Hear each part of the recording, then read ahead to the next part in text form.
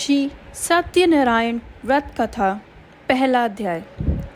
एक समय नैमिषारण्य तीर्थ में शैनकादि 88,000 ऋषियों ने श्री सूत जी से पूछा, हे प्रभु, इस कलयुग में वेद विद्या रहित मनुष्यों को प्रभु भक्ति किस प्रकार मिलेगी तथा उनका उद्धार कैसे होगा? इसलिए हे मुनि, कोई ऐसा तप कहिए जिससे थोड़े समय में पुण्य प्राप्त होवे तथा मनवांछित फल मिले। वह कथा सुनने की हमारी इच्छा है। सर्वशास्त्र ज्ञाता श्री सूत जी बोले, हे वैष्णवों में पूज्य, आप सबने प्राणियों के हित की बात पूछी है। अब मैं उस श्रेष्ठ व्रत को आप लोगों से कहूँगा जिस व्रत को नारद जी ने लक्ष्मी नारायण से पूछा था और लक्ष्मीपति ने मुनि श्रेष्ठ नारद से कहा था। सो ध्यान से सुनो। एक समय योगी राज नारद जी दूसरों के हित की इच्छा से अनेक लोकों में घूमते हुए मृत्यु लोक में आ पहुँचे। यहाँ अनेक योनियों में जन्मे हुए प्रायः सभी मनुष्यों को अपने कर्मों द्वारा अनेकों दुखों से पीड़ित देखकर सोचा, किस यत्न के करने से निश्चय ही प्राणियों के दुखों का नाश हो सकेगा। ऐसा मन में सोचकर विष्णु लोक को गए। वहाँ श्वेत वर्ण और चांव भुजाओं वाले देवों के ईष्ट नारायण को देखकर, जिनके हाथों में शंख, चक्र, गदा और पद्म थे तथा वरमाला पहने हुए थे, स्तुति करने लगे, हे भगवान, आप अत्यंत शक्ति से संपन्न हैं। मन तथा वाणी भी आपको नहीं पा सकती। आपका आदि मध्य अंत नहीं है।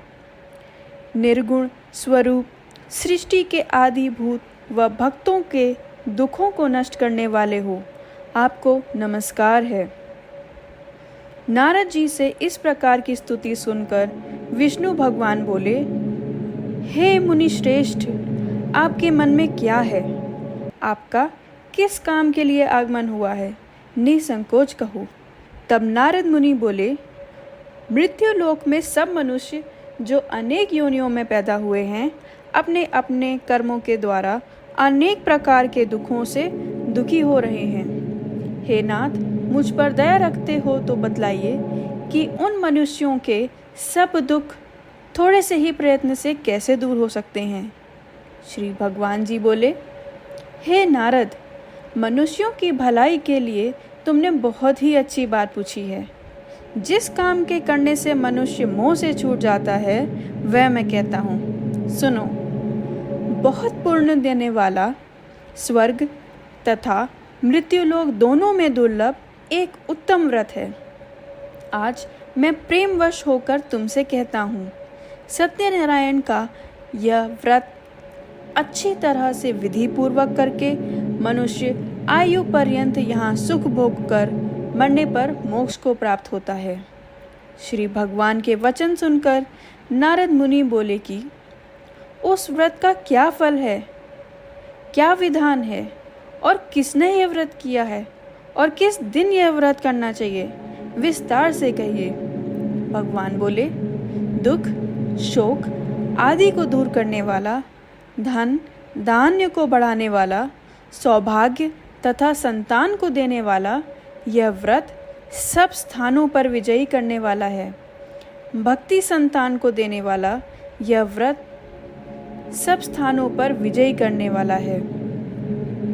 भक्ति और श्रद्धा के साथ किसी भी दिन मनुष्य श्री सत्यनारायण की प्रातः काल के समय ब्राह्मणों और बंधुओं के साथ धर्मपरायण होकर पूजा करें।